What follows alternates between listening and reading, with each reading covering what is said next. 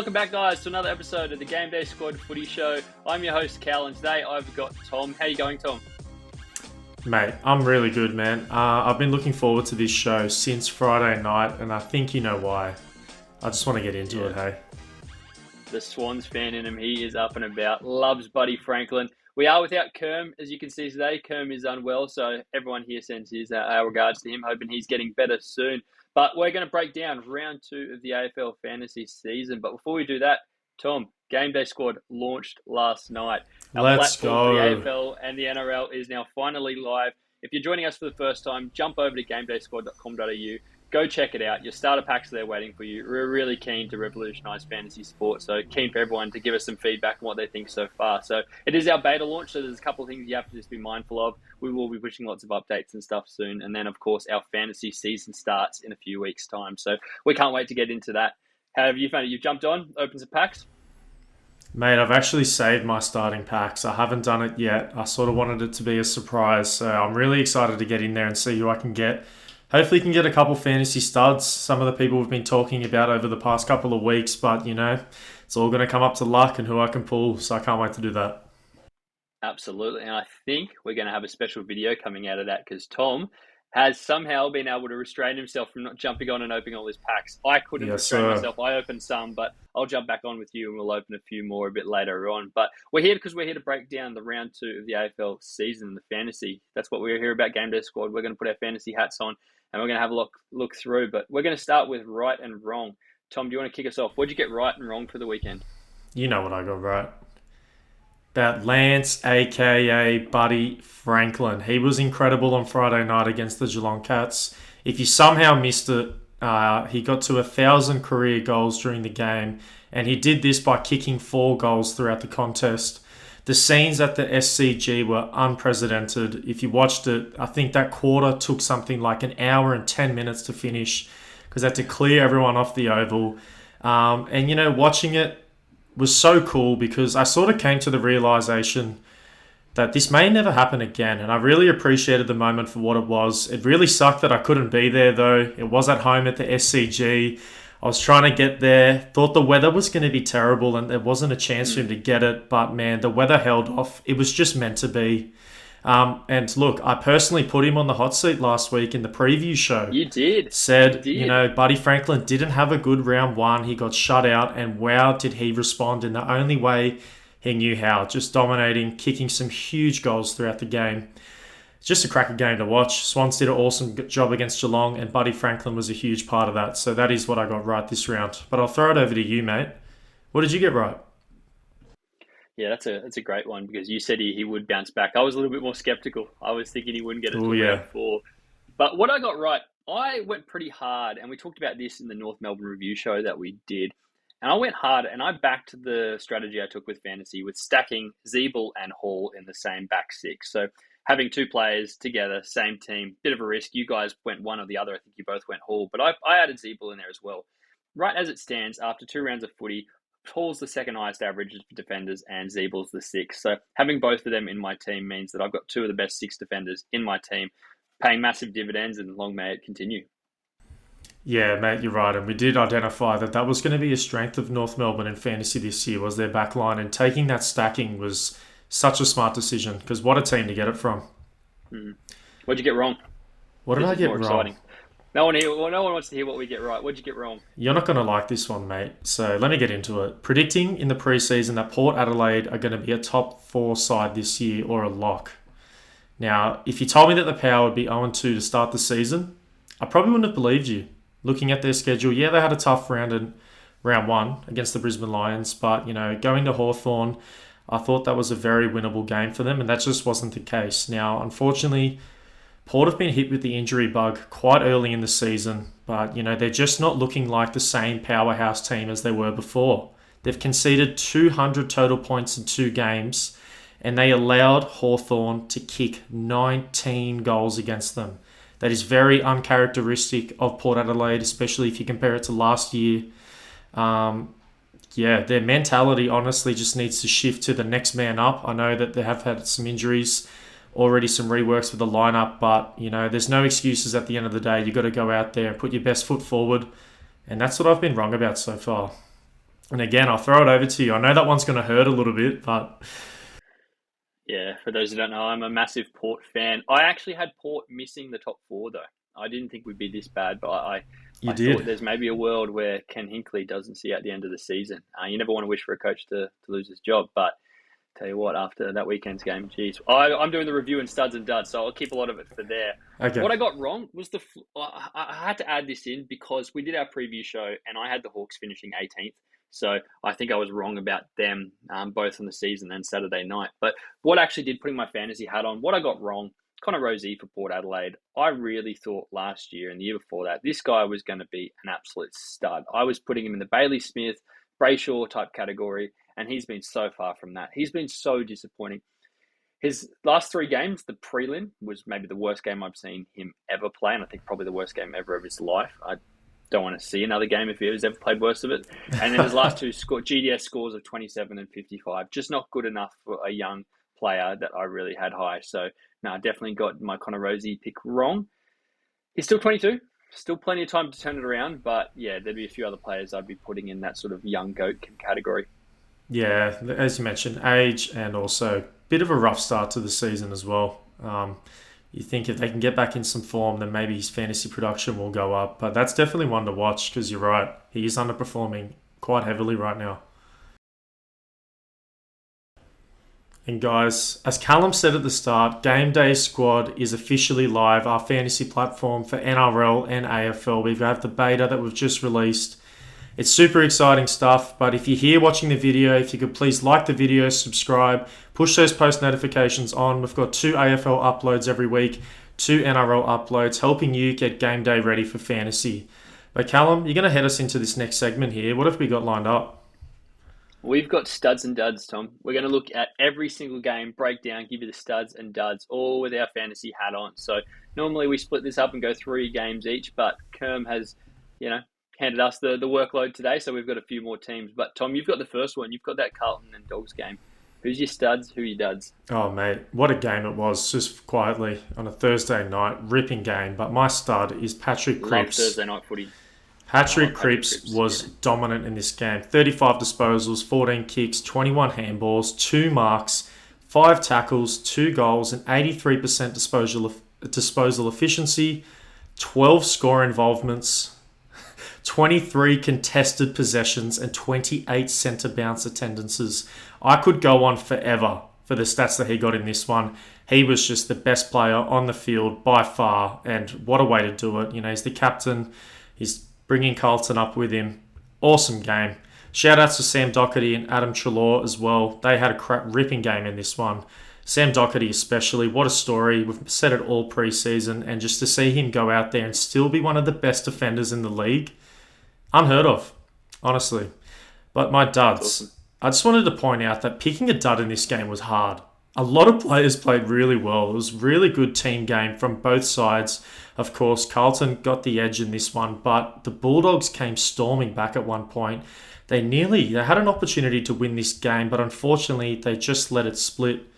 But my dud is going to Chamara Ugle-Hagan, who was the forward for the Bulldogs. And not that he had a terrible game, he was just really quiet in this one. He spent a lot of time on the field, over an hour, but only had 6 disposals, 5 kicks, a handball, 2 marks, 0 tackles, a goal, 2 behinds. Not really the game you were looking for from a forward who was out there for majority of the game. And he had a pretty good matchup on the defender as well. He was a lot taller than him, but just couldn't get it done. Wasn't getting any contested grabs. And as you can see there, the fantasy scores, man, Patrick Cripps, wow. I want to go back to him because I was just watching that game and I was like, you called it in the preseason and I should have got on your hype train when you bought all that island on all that land, on Patrick Cripps Island. Yeah, and, I'm not giving any of it away. Exactly. That real estate is now gone, and look where I am. I'm left dry. So great game. But yeah, they're my studs and duds for this one. And just another dud to Mitch McGovern. Just was really quiet as well on Carlton's side. But he's a key defender. He's just there to lock down people. So his fantasy production isn't going to be too great. Yeah, what about you, mate? You got game number 2. Yeah, I was just going to say, good one with the Crips. I could have put him in one of my what I got right and just keep doing that for the whole year because he's Pretty going to look much. very good at the end of the Oh, year. yeah. And Ugle Hagen, that's a fair one. Former number one pick. Interesting. I still don't know how good that guy's going to be.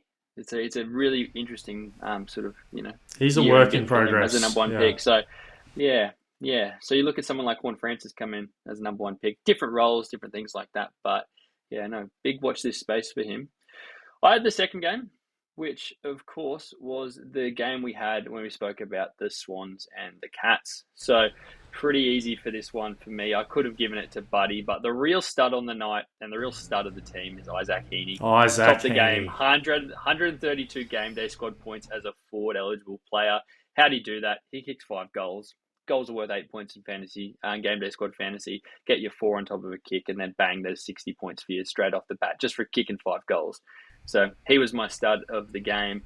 And of course, shout out to the guy that took the mark off Buddy's 100,000th goal. That was a pretty stud thing to do. Imagine that, kicking that to him, to marking that. My dud was someone that you, I think, get a dub last week as well. And halfway through the game, I actually messaged you guys and I was like, guys, we've got to create a new segment for Fraud Watch. And that's for Tom Stewart. Now, again, 91 game day squad fantasy points isn't terrible, but this guy's a top 6 defender, or at least was last year. But he's had 2 weeks where he hasn't been close to that sort of level of a Zeeble or a Hall, and his seat's starting to get pretty warm. If he ends up on the hot seat in one of our preview shows, I wouldn't be surprised, but just not getting it done with the touches. So only 18 touches for the game and only took a few marks and, yeah, disappeared in the first half. He came into a little bit at the end, got a few sort of cheap ones that pushed his total up. But, yeah, for me, definitely a dud. Look, I'll tell you what, and add on top of it, it just wasn't the type of game for him. The game was very scrappy and the ball was just moving side to side, back and forth, a lot of hard-fought contests. If you looked at the contested possessions for the game, I'm sure they were ginormous. There was just so much scrapping going on. A bit of rain going around on. didn't help. Exactly Didn't help right. him. Yeah, the weather conditions. But we'll look at him. Yeah, definitely keep a close eye because you're right. If he comes up on this hot seat, I wouldn't be surprised either. Yeah, stay tuned. Stay tuned for the preview show. I'll probably drop Wednesday or Thursday morning. But game 3, Collingwood Adelaide. Stud, dud. Who'd you have? Yes, game 3. Let me get right into it. So my stud was Ben Keys, and this guy was a stud last week. I looked on the show. He's done it again this week. He's backed it up with another huge performance. Just quite 37 disposals, 21 kicks, 16 handballs, 9 marks, 2 tackles. No scoring opportunities in this one, but 81 disposal efficiency, 81%, sorry. 18 centre bounce attendances. Just dominant game again from such a young gun. He's definitely someone I'm looking at moving forward. And you can see the GDS fantasy score in front of you right there. Just huge numbers. So involved. Shout out to Jack Crisp, though. I had him at second, but Ben Keys edged him out in this one for the start of the game. But my dud, you can look here. Yeah, what's going on? What's going on here? Mate, the Crows have had a couple candidates for this category, I reckon, in this one. And I couldn't pick between them. You know, there were a lot of bottom dwellers in this game. Adelaide Crows did not have a good outing. There are some clear depth issues at the club here, and this is going to be the start of a rough couple of months in my eyes. It's not going to get any better. It's probably going to get worse before it. And then on Collingwood's side there, Will Hoskin-Elliott just didn't have the best game. He reminds me a lot of Lockie Whitfield from GWS and sort of the way he plays the game, but he did spend a lot of time up forward in this one. Something like 83% of his time was up there, so just didn't get involved as much as I thought he would. But yeah, it's a lot of the Adelaide Crows players, took out the dud of the game for this one. No, fair enough. And Port play the Crows next week, I believe, in the showdown. So yeah, that's both teams going in 0-2. That's going to be someone has to come out a winner. Showdown. Someone, fortunately, someone will walk away with a win, but not for the team walking away 0-3. You have game 4 as well. You're back to back. What was game 4, and who do you have stud and dud? Yeah, Lions versus Essendon. Man, Lions are looking really, really good this year. 2 great wins, quite comfortable, but my stud of the game is Lachie Neale. There was a lot of talk about this kid in the preseason. Whether he was going to be the sort of player they thought he was, because, you know, when the club talks about him, they talk about him as one of the best players in the whole AFL, but we just hadn't really seen that yet, and especially the consistency from him. But this is 2 weeks in a row of great games, 41 disposals. 24 kicks, So 17 handballs, 6 marks, 2 tackles, 2 goals, 76% disposal efficiency, 12 clearances, and 24 centre bounce attendances. We talked about how important that is insane. before. What a game. Yeah, I just love how you called this kid. He's like, what? He's probably 5 years older than you, and you're saying this kid. Love it. Just sounded fun. That is Just quickly, I heard a stat. So AFL do their like not fantasy scores, but like player scores. It's a different system that they use for player ratings, and it's got all these different metrics and stuff. So Lachie Neale's obviously won the Brownlow before, so he's had some pretty good games in this time.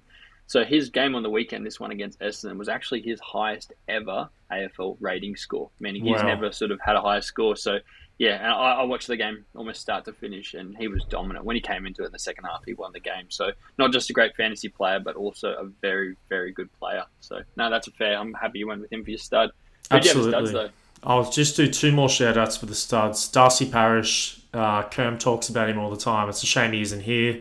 And Dane Zorko had a great game as well. Awesome in terms of fantasy. You can see the scores there. Weren't too far off Lachie Neale, but Lachie Neale definitely edged him out in this one. But my duds is a guy that I have in my best 18 on the review show. Also the preview show, and that is Jake Stringer. He's been playing a little bit more time in the midfield, and he just doesn't look comfortable in there. 15 disposals, 11 kicks, 4 handballs, 2 marks, 4 tackles, a goal, with 53% disposal efficiency and 21 centre bounce clearances. Attendances, with 5 clearances with that. So 51% disposal efficiency. Like, that is just not good enough. He is a great player. I have a lot of respect for him, but wow, he really needs to get that sorted. And then Cam Rayner on the other side. But I've given it to Jake Stringer as the dud of the game, unfortunately. No, fair enough. Still waiting for Cam Rayner to really find his feet and, obviously come back from an ACL. It might take a little bit of time, but exactly a dud, right. But wouldn't be if he starts ending up more in that stud category. Yeah, that Lions team's going to look very, give very him some time for sure, but just So, I unfortunately have Game 5 of the week, which was my power. I saw this. I was very excited for you to break this down. So get right into it, mate. I bet you were. Now, I'm going to be super honest. I left at halftime. I know the game. I left watching the game at halftime, and I didn't come back. And I'm very glad I didn't come back. So, yeah. Let me have a question. This is a bit. Take a step away from fantasy for a second. Yeah. I often have done that. Like, I'm a diehard Port fan, but sometimes when we're just not there, I can't sit there and watch my team just play awful football. It's not an angry thing. It's not a tantrum. It just frustrates me so much. I'm just like, I can't do it. I love them so much that just losing like that. And a lot of people give me stick being like, you have to watch your team the whole way through. Even if they're getting belted, you have to sit there and watch it. But I'm like, I was actually out, so I had a good excuse. But how do you find that? If I was to stand up at 3/4 time and be like, I can't do this, we're getting flogged, it's just going to keep ruining my mental psyche. I'm not a huge fan of it, but I can't point the finger and say I haven't done it before, because I can remember specifically the one time where I did it, and it was before halftime. And it was the grand final against Hawthorn when the Swans versed them, and we were getting walloped. And I could not sit there and watch the grand final, even though it's supposed to be the best game of the year. No, I turned that thing off before halftime, and I kept checking in on my phone every 30 minutes, and it wasn't getting any better. Best decision I made that day. So look, I'm so glad you could relate, because I think it started because I have early memories of me watching the Port game against Geelong in the grand final 2007. One we lost by a grand final by 117 points. Dad pulled me away from in front of the TV crying halfway through the second quarter. I don't know how old I was, probably too old to be crying, but he was pulled me away, said, "Nah, you're not watching any more of this." And I didn't watch any more of the grand final. Still haven't watched the second half of that, and I don't think I ever will. Mate, shout out to the big man. Otherwise, shout out to the big man. Otherwise, he may not be here today. If you had to watch that full game, maybe you're not an AFL supporter. I still have scars, yeah. But let's go on to the actual game. We'll stop talking about my thoughts. This was a really strange game from a fantasy point of view. And the reason it is Port had 7 of the top 8 scoring fantasy players. And if you actually go through the stats, what made this such a difficult and frustrating game as a Port fan was we dominated all the key stats except we just couldn't score. Goal And every kicking. time Yep. Hawthorn, yeah, and we just couldn't get the opportunities. And Hawthorn, every time they went forward, they scored. So I could have given it to a range of different Port Adelaide players here, and I really didn't want to. But like I said, Tom Mitchell only had about 100 game day squad points. So I can't give him as the highest scoring fantasy player for Hawthorn the start of the game when Carl Amon had 168 for Port. So he had 22 kicks, 16 handballs, 8 marks, 6 tackles, and that's how he accumulated his 168 points and just looked really, really good. What a game. And again, I didn't want to give the dud to anyone on Hawthorn because there's so many different Port Adelaide players you could give it to. But I have to give it to Chad Wingard, as you can see there, who only had 33 fantasy points. Now, he was the lowest scoring player on the ground, but he did get subbed off injured. So you can it's pretty tough when he left the ground. He already had 2 goals to his name and was looking good. But if you'd owned Chad Wingard, you would have been disappointed to see him walk over 33 because of that injury. But, this should have gone to a Port Adelaide player. But if you have a Port Adelaide player like Todd Marshall or, someone like him in your fantasy team, then you're doing fantasy all wrong because Todd Marshall shouldn't be in your team anyway. So I can't give him a dud because he just can't be in that. Yeah, and but I don't want to talk about up. the game anymore unless you do. Yeah. No, it's so funny because your midfield statistically was so much better than Hawthorn's, but as you mentioned, it was just finishing off your chances, and when it was going inside 50, Hawthorn were just more effective than you guys, and that is ultimately why you lost the game. And you're just right. In terms of fantasy, Port looked like they had a fantastic game, and if you just looked at those numbers, you would have thought Port won the game. You took out the goals and behinds, I guarantee you look at that, you'd be like, Port dominated.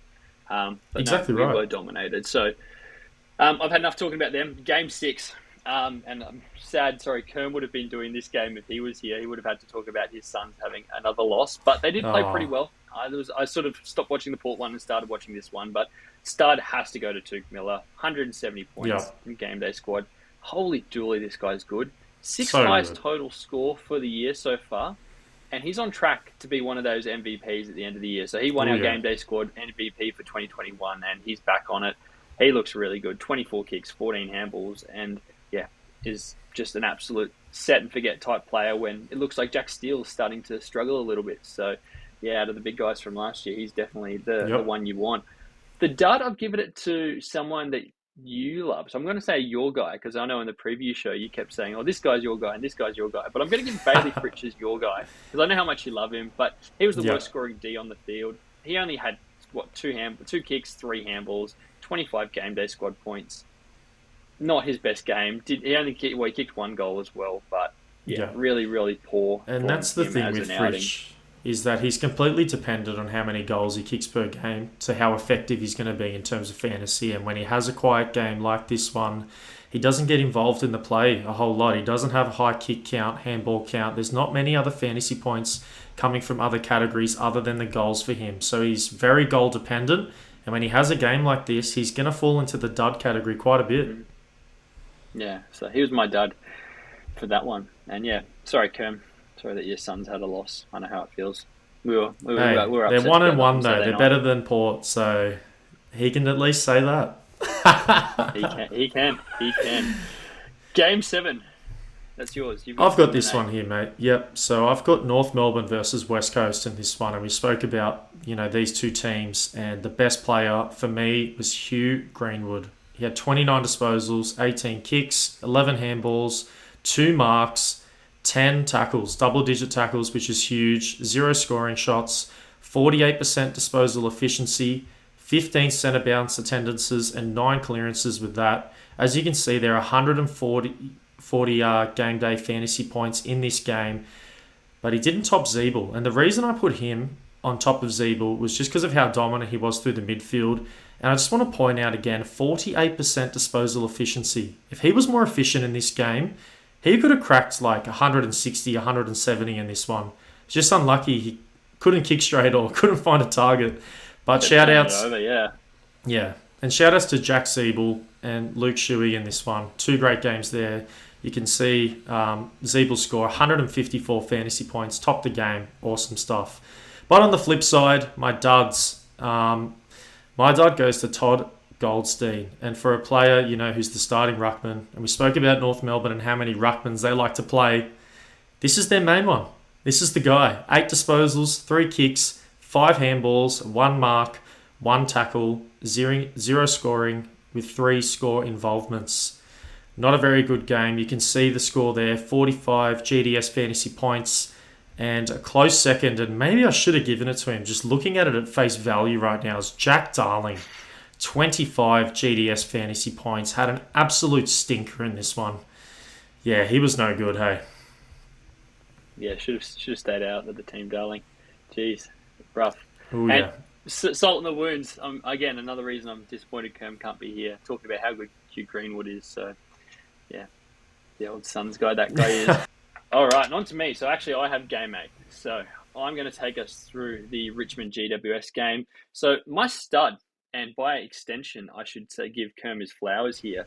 But Jaden Short had a huge 170-point game. And the reason I want to give Kerm a shout-out as well is I give him a bit of stick, saying, hey, Jaden Short had a rubbish round 1, and he was massive on him on the preseason, but he's stayed strong with him, and he's been rewarded. And, yeah, when you kick the ball 29 times out of the 33 times you get it, you're going to end up with a massive score like 170. So, shout-out to Jaden Short for that. Yeah, great pick from Kerm. So, yeah, Kerm's the guy to listen to on this show. And the dud, I've given it to Robbie Tarrant, who only walked away with 24 points. And he came over with Nort as a recruit with, big hopes.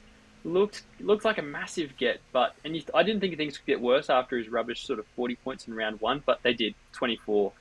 And do you know what the huge concern is? This guy had 90% time on ground, and he's walked away with 24 points. So it's not a case of he just was injured or on and off. It's just couldn't find the footy, had a rubbish day. So really quiet. If you had him in your team, you'd be on the hot seat. You'd be putting him on the hot seat, that's for sure. And finally, the absolute highlight and the biggest stud of the round. Forget Buddy Franklin. Forget anything. Andrew Brayshaw in the Freo Saints game. Even though Freo had a loss, Brayshaw walked away with 212 game day squad points. So he's the first to crack the double ton this season. Massive, massive game. How'd he do it? 26 kicks, 14 handballs, 10 marks, 8 tackles, and 5 frees 4. So he just was finding the footy non-stop. And do you know what's the craziest thing, Tom? We talk about it all the time. This guy is 22. He's 22. Yeah, just insane. Super impressive what he's done. So, yeah, I think I've got a little bit more on him after, so I won't go into it too much. But I've got to give the dud of the week in this game to Sean Darcy. So he was subbed off with an ankle injury early in the third quarter. He did almost play 60% of the game, though. So I don't want to give him I don't feel too bad about giving him a dud for that, but only 49 game day squad points. And if you're one of those people like Kerm who was so high on him and even potentially looking to put him over your Grundy or your Max Gawn and things like that, then you'd be a bit upset with his 49. And it looks like a bad rolled ankle, so it might only be a week or two, and fingers crossed there's nothing structural. But because we are a dynasty game, we do care about players and their injuries. So he missed round 1 from injury. Now he's out again injured, and if you're owning that Sean Darcy card, you've got to be thinking about this year and also the long-term, the long-term ability of him. So, yeah, exactly keep an eye right on that one for sure. Yeah, not a player you want to get injured for too long. So, yeah, that wraps up studs and duds for the week. Alrighty, and final segment now we're going to get into is buy, sell, and hold. So how we do this, we go through, we give you a player we're going to buy, or we're hot on, someone we want to sell and get off, and then someone we're saying keep you cool and hold. So you've just revealed to me, Tom, that we have the same buy for the week. And I was just saying that I was going to jump in and talk about him because I was just talking about him in that Freo game. So I'm giving it away a little bit here, but I'll let you lead off. Tell us who your buy, sell, and hold was. Well, there's an old saying, mate, is great minds think alike. And we are seeing this at face value, and we know exactly what we're getting ourselves into here. Not a lot gets me excited about the Freo Dockers, but Brayshaw does. And he's the sort of player that makes me want to turn on their games and watch it just because how he can dominate. His stats are video game-like numbers. Like, when you read his stat line after the game, you don't even think that's possible to be able to accumulate all those stats in the regular time that he's given. But he just seems to be doing it week in and week out. I know it's only 2 weeks. I know it's not the whole story yet. There's a long season to go. But if you're looking at these first 2 weeks and go back and watch his highlights, he is dominating. So this is a player I'm trying to buy now because, as you mentioned, 22 years old. We play a dynasty game. I want to get on the Brayshaw bandwagon before everyone else is on it. Now, the bandwagon's starting to fill up already, so I don't want to be the last one in. Get on it. I need to get in right now while I can, because his value in terms of game day squad, just fantasy in general, is going to continue to skyrocket as the season goes on. So it's I'm feeling like it's now or never. I need to get him now, or I'm not going to have a good opportunity to get him later. And I'll jump in. I'll let you do your sell and hold in a second, but because we got the same guy, I think we should both talk about Brayshaw here. Now, in my opinion, we've spoken about, right, who's the one legend card you want to get in Game Day Squad for the next 10 years? Oh, yeah. And I think by default, Walsh leads that at the moment, and Bailey Smith's thereabouts, but Brayshaw is very close now. I think Brayshaw is knocking on that door saying if you had to pick one card in Game Day Squad that you want to have, it's the one of one card. And yeah, we can maybe have that conversation when Kerm's back. We can all give our thoughts and maybe come up with a bit of a power rankings on the players, the best young players. But I just want to shout out again, Kerm. I want to give you your flowers. I know you're at home unwell up there in Cairns. But he said at the start of the year, if this guy isn't the best player already, he will be very, very soon. And yeah, he absolutely is the best player in this Freo team, and that includes Nathan Fyfe. So yeah. Big go get your Andrew Walsh's in packs now. Go snap him up before someone else does. But what about sell and hold? You give me those ones and I'll jump into mine. No worries. My sell, I'll start off with that one. If you listened to me last week and sold your Tommy Hawkins, you can thank me later, just firstly. Had a pretty stinky game this week. Was sort of hoping he'd come up as the dud, but didn't. Just edged out. But this week, my player to sell is Ollie Wines. Now, Game Day Squad, let me get into this. I want to explain this, and I want to get your thoughts, because this is quite controversial. I understand that. This is a Brownlow medal contention. He was in contention last year. Let me get into it, though. So, Game Day Squad put out... He won it last year. Oh, yeah. Yeah.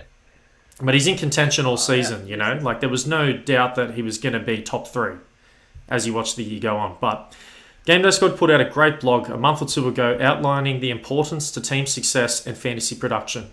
If the Port Power are going to be a top 4 team this year, then we can expect that Ollie Wines is going to be a good player. But the thing is, they've started off the year 0-2, and if they're not, then you can expect a decrease in Ollie Wines' fantasy production.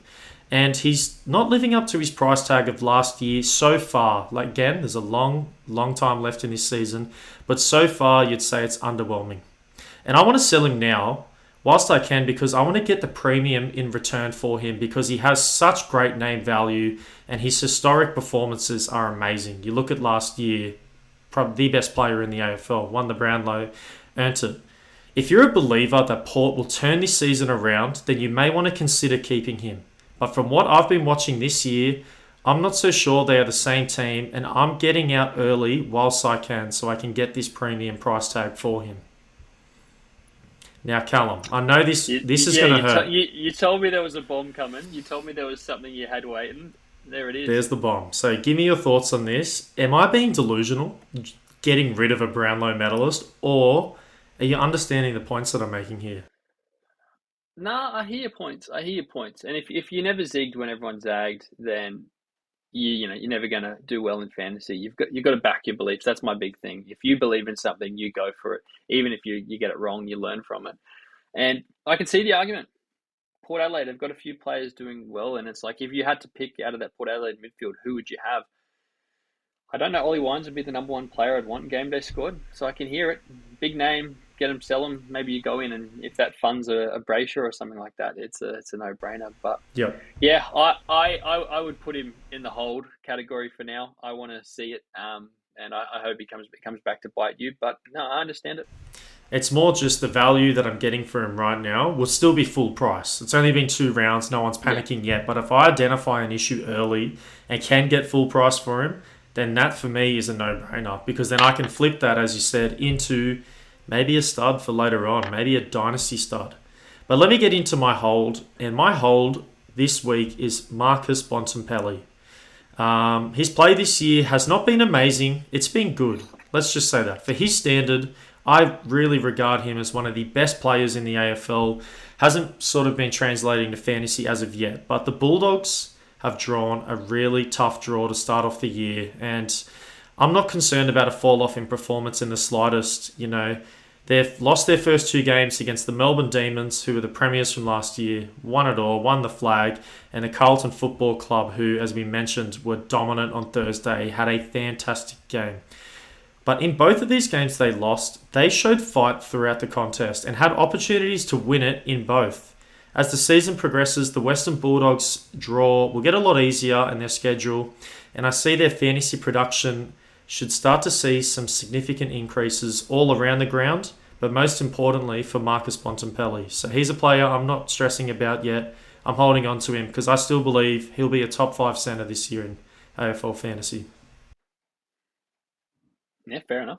Fair enough. He's a gun, and I think he comes up against your Swans Next week, mate, and I'm Thursday night excited game. for it. It's a Thursday night. Thursday night games. Oh yeah. Yeah. Love Thursday night footy. Oh Keep yeah. that coming. No, that's fair enough. I think I'd have put Ollie Wines in the hold category, but you've gone straight to the sell, and if you own your Ollie Wines cards, that's what you can do. Come to me. For sure. Yeah, come to me, guys, at Gameday Squad. If you want Ollie Wines, I'm here. I'm ready to trade. I'm ready to sell. ready to go. My sell, though, I'm going to give it to someone who I'd be comfortable selling and have no regrets with, and that's Dyson Heppel. He is someone who is not looking very good. Oh, no. Down to a 60-point Gameday Squad average. Was a top 6 player last year. In the first 2 games, he just hasn't looked himself. And like I said, I watched most of that Lions game, and he was just almost like a non-existent is probably a nice way to put him. Yep. So he is turning 30 this year, and I don't, I had the Bombers in the 8. If I could redo that now, I would change it. I'd rechange a lot of things about the 8 if I could do it now. But yeah, he's my sell. I'd be getting rid of him. Can I quickly just add something here? Any longer. He's in my best 18 currently right now for the preview show, and I can tell you what. I saw his stats last year. I saw his round 1. I'm like, give him a chance. You got to give everyone a chance, but he has no longer earned the right to be in that best 18, and you can expect when that show comes out that he will no longer be there, and you're so right. Right now is the time to sell because he is not the same player. He is not getting the same opportunity and the same numbers. So I love that pick. That is spot on. Yeah, good. And my hold, I've given it to Jaron Lyons from the Brisbane Lions. So he's averaged 90 points for both his games. So this is a bit like Tom Stewart we spoke before. Pretty good. Like you'd take that from most players, but Jared Lyon isn't most players. We did expect a lot from him, and as we saw last year, he's one of the top scoring fantasy players. So he does have games against the Pies, the North, and Gold Coast all in the next month. So you'd say a pretty soft schedule there for the Lions. So I'd say hold off, be a bit patient. Let's reassess to sort of see how he's going through that stretch of games. He is 29 as well, so I was pretty quickly to get rid of Dyson Heppel when he was 29. So I don't know how much patience we do have for him with the dynasty look, but yeah, I think he does deserve a bit of time to sort of get back to the form he was there last year, and he rounds out my buy sell hold for the week. And I love the comparison with Dyson Heppel, but the difference is one's averaging nearly 50 Game Day Squad points per game extra, and that's Lyon. So you can sort of reason with that, and he might not be a player you'd be starting right now. He's sort of a stash away, see how he goes for the season. But again, another great pick from you, and I completely agree with that one. Beautiful. And I think that wraps us up for our review show of round 2. So again, make sure you go check out Gameday Squad if you haven't already. Our platform is live, our packs are available, and our competition is starting in just a couple of weeks. So we're going to have a lot more information coming out. We've got lots of things, for example, on our prizes and how the scoring is going to work and how the salary cap and all that sort of stuff. We're building up to that now. Our game is actually released them. So make sure you're checking it out. Everything is in the description. You did say that, Tom. Make sure you are liking and subscribing and making sure you're following everything else we're doing. And like we said, hopefully a awesome little video coming out with some pack openings, because Tom, I know you're itching to open those packs. So I think we should rush to that and get that video out. Sweet. All right. Absolutely. Until next time, guys. Get game day ready. You.